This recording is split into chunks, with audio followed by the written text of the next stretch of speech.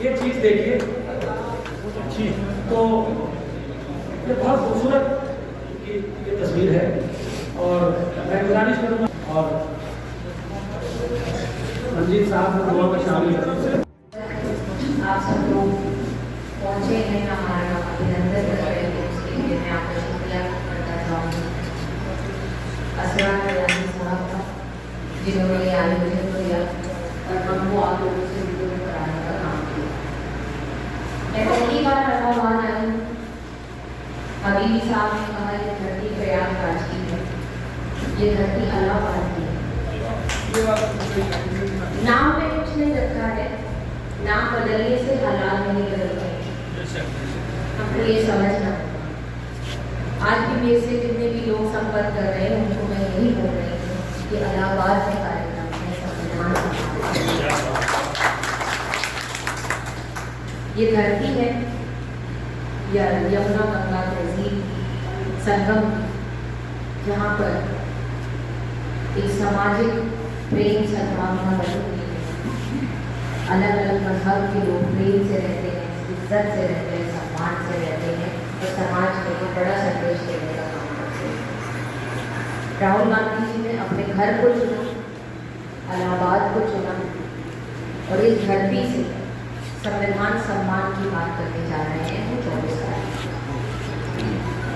हम यहाँ पर आए हैं आप लोगों के बीच में, आप लोगों को आमंत्रित करने के लिए कि आप लोग आइए और जो मुहिम सामाजिक न्याय की, जिसके पूर्वता मेरे स्वर्गीय पिताजी शरद यादव जी रहे, देश में एक अहम भूमिका रही, जिन्होंने सामाजिक न्याय का झंडा बुलंद किया। झंडा बुलंद करने के साथ एक और विशेषता है कि उन्होंने इस तरह से बुलंद किया कि जो सफ़ेद कपड़े वो पहनते थे उनके कपड़ों पे एक भी दाग रहे, सब उठा के उन्होंने ये जीवन जिया और उन्हीं के रास्ते पर न चलने का काम कर रहे।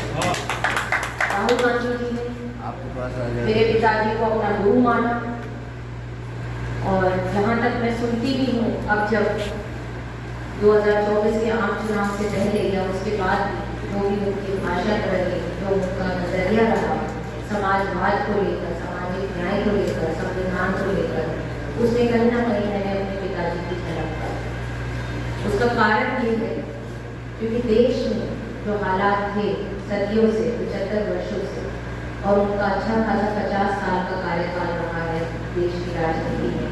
11 बार सांसद रहे हैं, सदन से लेकर सड़क तक, सड़क से लेकर सदन तक, दोनों तरीके से उन्होंने जनता की, पिछड़ों की, दलित की, किसानों की, मजदूरों की और अल्पसंख्यकों की आवाज़ उठाने का काम किया। उनको सर्वश्रेष्ठ सांसद का भी अवार्ड मिला था। उसका कारण सिर्फ यही नहीं है कि वो सर्वश्रेष्ठ थे, उनको सर्वश्रेष्ठ इसीलिए बनाया गया क्योंकि वो आपकी आवाज़ सदन में उठाते थे। वो ऐसी सच्चाई सदन में रखते थे जो आज तक सदन में सुनी है और सुनी नहीं जाती। अब सदन में कोई गरजने वाला नहीं रहा, बरसने वाला नहीं रहा। 2024 में वो अवतार लेकर बड़े राहुल गांधी जी सदन में पहुँचे जिस तरीके से वो सदन में गए हैं और जिस तरीके से गरजना शुरू किया है, जो मर चुके थे लोग 80% जो हमारे देश की आबादी, जो दबे कुचले, उनकी आवाज़ बनकर राहुल गांधी जी सदन में फिर से पहुँचे हैं और पूरे जोश के साथ और उस कॉन्फिडेंस के साथ पहुँचे हैं कि आप लोगों का साथ उनको मिलता रहेगा। हम लोग अभी तक तकरीबन 4-5 संविधान सम्मान सम्मेलन अलग अलग नामों से, सामाजिक न्याय सम्मेलन हो या संविधान सम्मान सम्मेलन हम कर चुके हैं। उसका बहुत अच्छा रिस्पॉन्स मिला। उत्तर प्रदेश में खासकर जो लखनऊ में सम्मेलन हुआ था, मैं धन्यवाद करना चाहूँगी डॉक्टर अनिल जैन जी का, जो मेरे पिताजी के पुराने सहयोगी रहे हैं, मित्र रहे हैं, उनके साथी रहे हैं, उनके साथ उन्होंने लंबी सामाजिक न्याय की लड़ाई लड़ी है।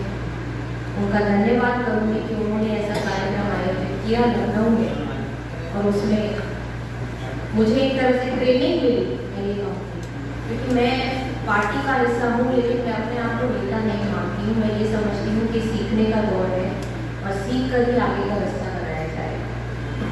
उन्होंने मुझे सीखने का मौका दिया, मैं उनका धन्यवाद करती हूँ।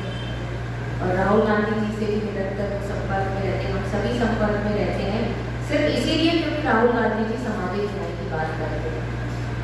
अभी डॉक्टर साहब आपको बताएंगे कि वो किस तरह फिर से जुड़े, उनसे उसका कारण यही था क्योंकि उन्होंने इस देश की सच्चाई को बाहर लाने का काम किया और इस सब में हम लोगों को फर्ज बनता है कि हम उनके साथ कंधे से कंधा मिलाकर चलें। साथियों, ये देश जात पात धर्म पर बढ़ चुका है, इसमें कोई दो राय नहीं। और जो आज के टाइम में हम देख रहे हैं और 2014 से हमने समय देखा था, हिंसा का, नफरत का, वो बहुत ही दुर्भाग्यपूर्ण है। ऐसे ऐसे घरों में आग और चिंगारी नफरत की लग चुकी है जिसको बुझाना मुश्किल है।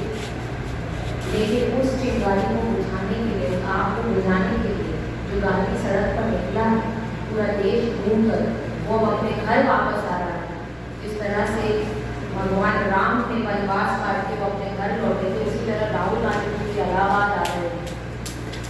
बहुत बड़ी बात है, देश की यात्रा कर रहे हैं, वो अपने घर आ रहे हैं। चुनाव में महाराष्ट्र में भी है, हरियाणा में भी है, जम्मू कश्मीर में, और फिर भी उन्होंने इलाहाबाद को चुना कि ये सम्मान की बात है और हमको उनके सम्मान को बरकरार रखना।